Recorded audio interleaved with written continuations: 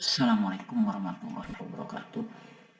Alhamdulillah, ucapan pertama yang harus kita sampaikan sebagai rasa syukur kita. Hari ini kita bisa bertemu kembali. Tak lupa dan tak lupa juga kita salawat serta salam kita sampaikan kepada Nabi Muhammad SAW. Dan mudah-mudahan pertemuan kita hari ini dapat barakah dari Allah. Maka untuk itu kita baca basmalah bersama. Bismillahirrahmanirrahim. Baik, hari ini kita akan menjelaskan tentang PLC Schneider Modicon TM221CE40R. Kenapa di sini kita pilih yang CE40R? Karena kita ada sekarang ini masih di box, yaitu tipenya TM221CE40R. Sebenarnya di sini ada yang ini kalau hanya C saja, itu misalkan ada yang TM221C16R, C24R, dan C40R. Maka di sini pembedanya hanya ada C dan E. Nah, kalau yang C saja, maka si PLC itu dipastikan tidak memiliki Ethernet untuk pemrogramannya. Nah, kalau yang TM221CE itu juga ada yang 16R, 24R, dan 40R. Nah, 16, 24, dan 40 ini menunjukkan input dan outputnya. Seperti yang kita ketahui, biasanya input output itu adalah 60% input, 40% output. Sehingga di sini PLC Modicon Schneider Modicon TM221 ini memiliki input 24 buah dan output sebanyak 16 buah. Nah, sini kita bisa lihat, sini gambarnya ada seperti ini. Nah, ini ada tampilannya. Maka kita akan coba kita lihat di sini tampilan yang sesungguhnya, yaitu di sini ada boxnya. Yang pertama itu ada manual usernya. Nanti kita biasakan dalam membuka suatu produk, kita jangan lupa membuka dulu manual usernya supaya barang-barang kita aman. Nah, di manual user ini bisa kita lihat, ini ada keterangan-keterangan yang harus kita pahami sehingga nanti tidak cepat merusak pada PLC kita. Nah, di sini di PLC kita, nanti kita di sini di PLC-nya ada ini bisa dilihat ya, TM221CE40R. Di sini tersedia baterai. Nah, ini baterai ini nanti untuk kita sambungkan sebagai pemberi daya untuk memori. Yang kedua adalah kabel analog. Jadi nanti kita bisa sambungkan kita nanti untuk analog input dan output. Terus yang ketiga, ini ada PLC-nya. Nah, ini PLC-nya sama dengan gambarnya yang ada di sana. Nah, kita akan coba identifikasi ada apa saja di dalam PLC TM221 ini. Nah, yang pertama, ini sesuai seperti gambar di sini, itu ada ini ada LED, di mana LED ini nah ini ada LED. Jadi LED di sini ada lampu LED input sebanyak 24 buah dan lampu LED output sebanyak 16 buah. Nah, jika inputnya aktif maka LED-nya akan nyala. Contoh misalkan input I03, maka yang LED 03 ini akan menyala. Sedangkan untuk output Q03, maka Q03 inilah yang akan menyala. Nah, di sini juga ada LED berupa power. Jadi kalau misalkan kita diberikan sumber, nanti di sini powernya ini menyala, warnanya hijau, maka PLC kita dalam kondisi baik. Tapi kalau misalkan powernya tidak menyala, berarti PLC kita dalam kondisi rusak. Yang kedua adalah ada LED run, di mana di sini status mesin kita sudah jalan atau tidak, bisa dalam penggunaan online dan bisa dijalankan atau tidak. Nah, ini warnanya harus hijau. Nah, kalau hijau maka ini bisa dipakai. Terus yang ketiga ada error. Di sini ada LED error. Nah, ini lampunya warnanya merah. Nah, kalau misalkan ini merah, kita tidak usah kaget dulu karena pada saat kita ada flashing atau flip-flop atau berkedip-kedip, maka di situ kemungkinan ada beberapa hal yang harus dilakukan. Yang ketiga yaitu ada SD card. Jadi kalau misalkan kita nanti masukkan SD card di sini, nah ini makanya lampu SD card-nya akan nyala. Terus kalau pada saat baterai, nah ini juga nanti pada saat baterai kita nyalakan, maka pada saat baterai yang tadi yang ini kita masukkan ke sini, maka lampu LED ini akan menyala. Terus yang berikutnya adalah jika kabel serial line ini dinyalakan, maka di sini ada SL line. Nah, ini SL line, maka dia akan dinyalakan. Ini beberapa indikator LED yang kita pakai untuk PLC TM22140R. Nah, oh iya, lupa. Di sini kenapa ada R? Nah, ini karena kita penggunaannya untuk relay. Kalau untuk yang transistor, maka di sininya bukan R tapi 40T. Itu perbedaannya. Jadi dan yang kalau yang relay ini kita bisa gunakan powernya adalah 220 volt AC, sedangkan untuk yang T itu power supply masukannya adalah 24 volt DC. Kita kembali. Nah, itu penjelasan nomor 1. Nah, yang kedua adalah ini yang tadi output. Nah, output di sini ada 24 output di mana setiap output itu ada COM-nya, ada penyambung sumber utamanya.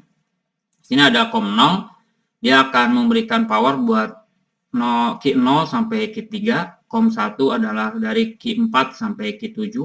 COM 2 dari Q 8 sampai Q 11, sedangkan COM 3 dari Q 12 sampai Q 15. Nah, untuk output ini bisa kita gunakan output AC atau output DC. Nah, tapi kalau misalkan rekan-rekan mau lebih safety, maka biasanya digunakan si COM ini COM AC, COM DC. Si COM-nya ini diberikan power DC, nanti disambungkan ke relay 24 volt DC. Nah, nanti dari sumber 24 volt DC-nya dari kontak NO-nya biasanya diberikan sumber sesuai dengan kebutuhan beban eksternal. Nah, tapi kalau misalkan rekan-rekan mau langsung ke sini juga tidak apa-apa, tapi disesuaikan dengan bebannya. Nah, contoh misalkan kita akan coba yang COM 0 sampai COM 1 ini kita akan gunakan AC, maka si COM dengan COM ini kita berikan sumber pasa, satu pasa. Jadi nanti yang outputnya untuk beban pasa, beban AC. Kalau yang COM 2 sampai COM 3 kita gunakan DC, maka outputnya nanti kita gunakan sumber beban DC. Nah, ini bisa kita bagi dua dan bisa menyala langsung berbarengan antara AC dengan DC. Nah, sedangkan yang atas ini ada input. Nah, input ini ada 24. Di sini sudah ada sumber 24 volt dan 0 volt dan COM. Nah, COM ini untuk penghubung. Nah, COM ini berfungsi untuk menentukan bahwa input yang akan kita buka ini berupa sync atau PNP atau sourcing atau NPN. Nah, ini harus kita perhatikan karena kalau di industri ada dua tipe sensor, yaitu tipe sync atau tipe PNP dan source yaitu tipe NPN. Kalau kita di sekolah biasanya nyebutin itu ada tipenya PNP dan NPN, sedangkan kalau di buku-buku dan di teori itu biasanya disebutnya sync dan sourcing. Nah, nanti kita akan lihat jika tipenya sync atau PNP, maka si COM ini diberikan sumber 0 volt.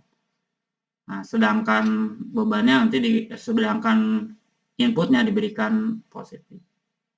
Sedangkan kalau tipe sensornya ada tipe source atau tipe NPN, maka si COM-nya ini diberikan positif, yaitu 24 volt DC. Nah, itu untuk input dan output. Jadi input wajib kita gunakan yang 24 volt. Jadi tidak boleh input diberikan SICOM-nya itu 220 volt AC, itu bisa merusak. Nah, terus yang lainnya di sini ada klip. Ini klip untuk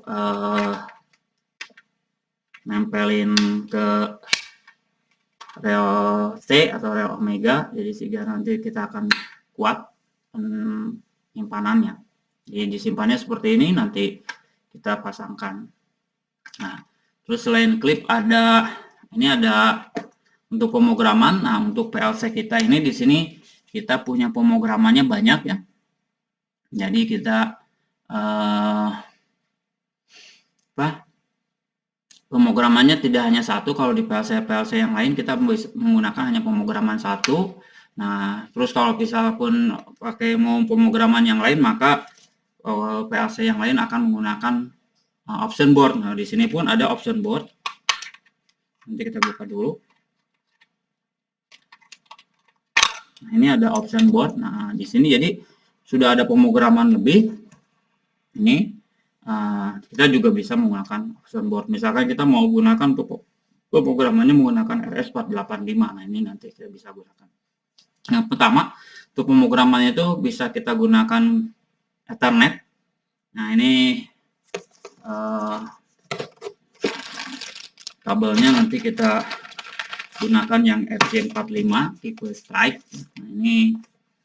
Nah, ini nanti kita masukkan sini. Ini pemrogramannya. Nah, nanti di sini bisa kita gunakan ke Ethernetnya laptop atau Ethernetnya komputer. Nah, yang kedua kita punya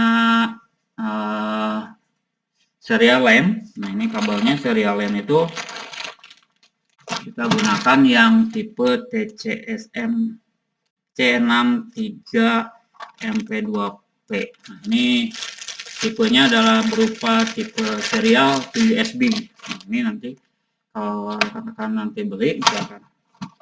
Nah, ini nanti dipasangkan di sini. Nah, ini yang USB-nya kita masukkan ke laptop atau ke komputer. Nah, pemrograman yang lain bisa kita gunakan kabel yang lain, yaitu kabelnya ini berupa USB to USB mini. Nah, nanti ini bisa rekan-rekan pakai. Nah, nanti ditempelnya di sini, dalam sini ini ada ini ada konektornya.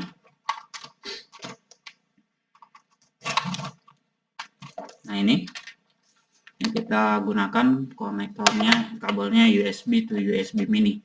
Nah, selain itu di sini nanti ada SD card untuk menyimpan data. Nah, di SD card ini nanti kalau SD card-nya maka di sininya akan menyala SD-nya. Terus di sini ada run stop, maka kondisinya manualnya harus dikondisikan run. Kalau di stop nanti kita tidak bisa upload atau transfer program. Terus kita bisa analog. Nah, ini ada analog. Ini kabelnya nanti dimasukkan ke sini, nanti ada kita masukkan ke yang lain. Nah, untuk baterai nanti di sini kita masukkan ke sini. Kalau habis baterainya, baterai CMOS-nya, maka kita bisa ganti. Nah, baterai CMOS ini untuk mempertahankan memori yang ada program kita sehingga tetap ada. Terus yang berikutnya nanti di sini ada sambungan buat tambahan atau expansion. Nah, kita misalkan mau nambah input analog atau output analog, maka ditempel di sini nanti ada tambahannya. Nah, tambahannya itu tidak boleh lebih dari 7, sehingga ekspansinya hanya bisa dibuat 7 saja. Nah, ini ini tampilannya. Jadi nanti kalau input outputnya ini ada 24 volt, ada 0 dan ada 0 volt, ada COM. I0, I1, I2, I3 sampai I23 ini inputnya. Jadi nanti SICOM-nya ini apakah kita akan gunakan syncing atau sourcing, itu tergantung pada sumber yang diberikan pada COM ini dan pada sensor yang akan dipakai. Nah, terus yang kedua ada output, di sini ada COM 0, Itu, nah kalau kita kasih di sini pasa, maka ini nanti sumbernya buat pasa juga. Nanti si negatif beban nanti di disatukan, dimasukkan ke dalam netral. Nah, sedangkan ini ada powernya, yaitu jadi kalau kita mau menyalakan PLC ini powernya dari sini. Nah, mungkin itu saja untuk pengenalan hardware PLC. Nanti kita akan lanjutkan. Terima kasih atas perhatiannya. Assalamualaikum warahmatullahi wabarakatuh.